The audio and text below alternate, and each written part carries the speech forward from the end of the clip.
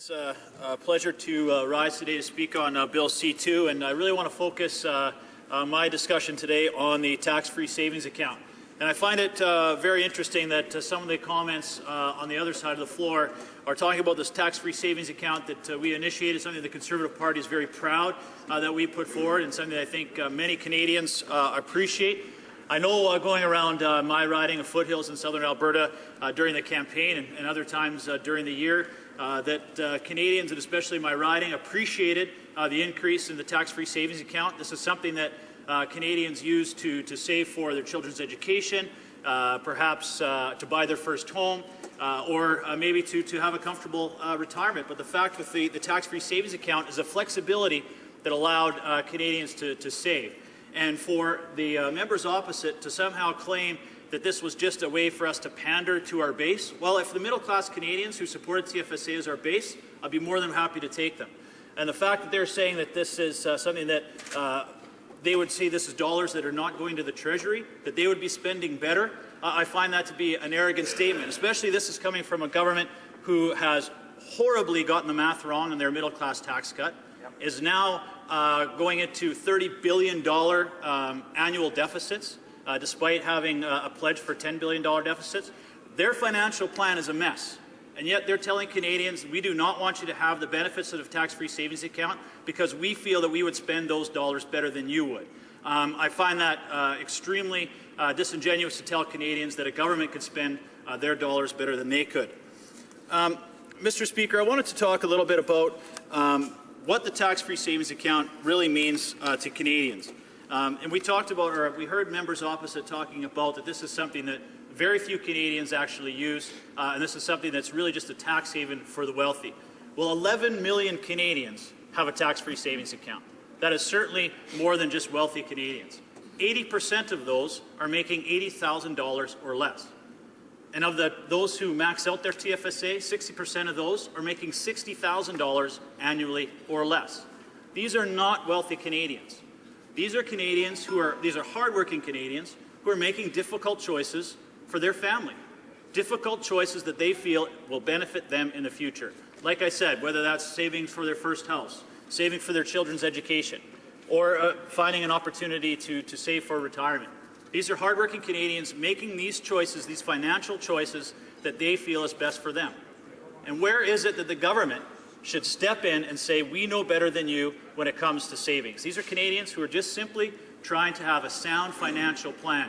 And these are things that we should be encouraging, not eliminating, as Canadians have the opportunity to make the decisions that are best for themselves. And I think the key to that is that a choice that they are making, a choice that they are making themselves for what they feel their priorities are in terms of their vehicles for savings. Certainly, some of them may have an RRSP, but like I said, the TFSA has much more flexibility than an RRSP. And what is wrong with giving Canadians another option, another opportunity to save for their future? Canadians want to have those choices there, that they can put money away when times are good. Certainly now for Albertans, many of them may be tapping into their tax-free savings account when times are difficult. This is a great chance for them to put funds away when times are good, to help them through when times are difficult.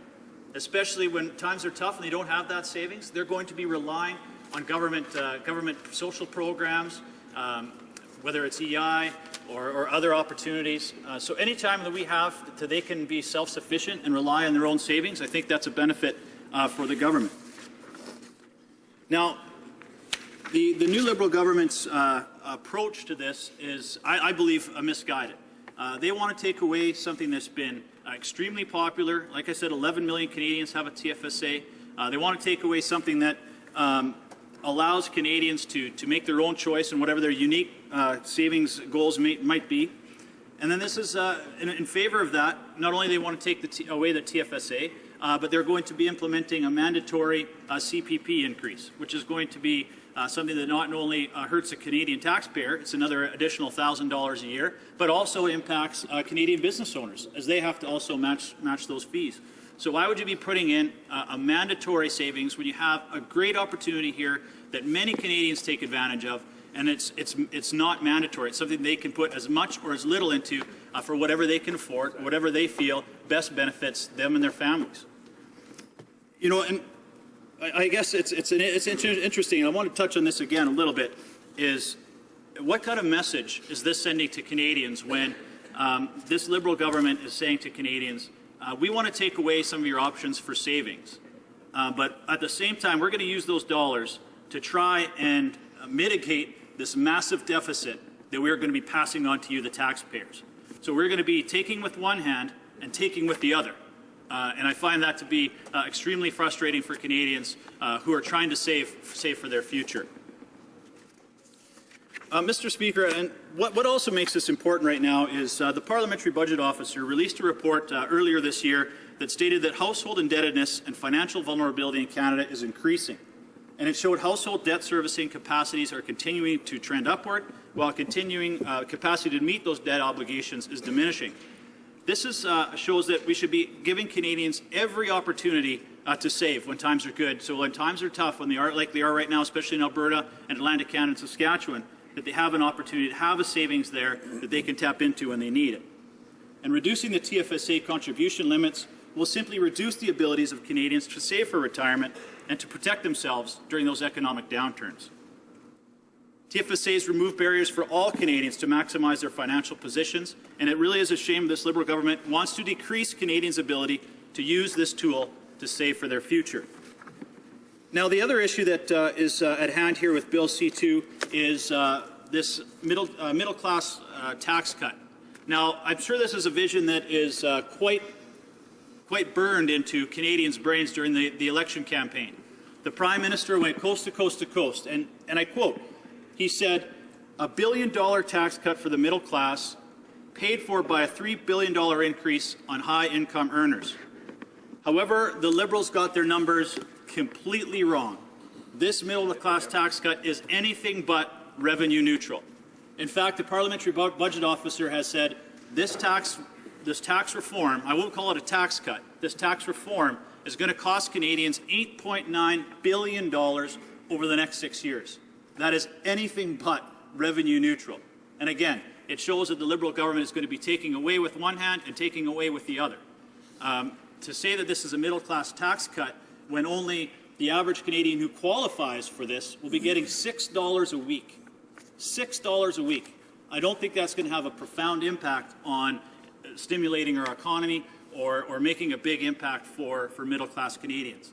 In fact, I'd argue that I don't think middle-class Canadians will benefit from this at all, because the group that will benefit from this the most is those making closer to $200,000.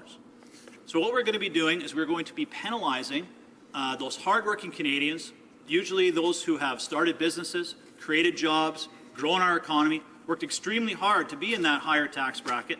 We're going to be impacting them, taking $3 billion away from them, and really, it's not going to make that big of an impact. So we should really be taking a hard look at who is actually going to benefit from this middle-class tax cut. It's not a tax cut. It's going to be an $8.9 billion debt that each and every Canadian taxpayer is going to have to pay for.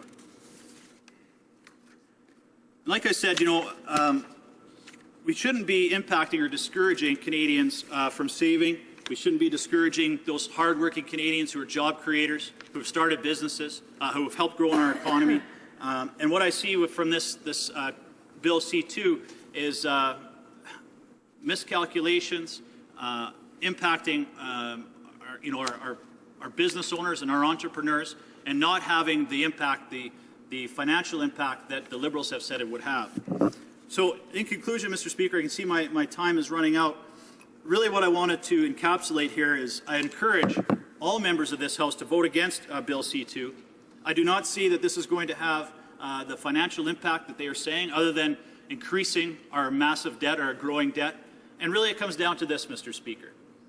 Should the government, or should Canadians, be taking financial advice from a Liberal government that could not get the math right on its middle-class tax cut, is arguing with its own financial staff on the amount of our Conservative surplus that we left them, and is now going to have $30 billion of annual debt that they are putting on Canadians? I don't think this is the party and the government that we should be taking financial advice from. Shame. Thank you, Mr. Speaker. Shame.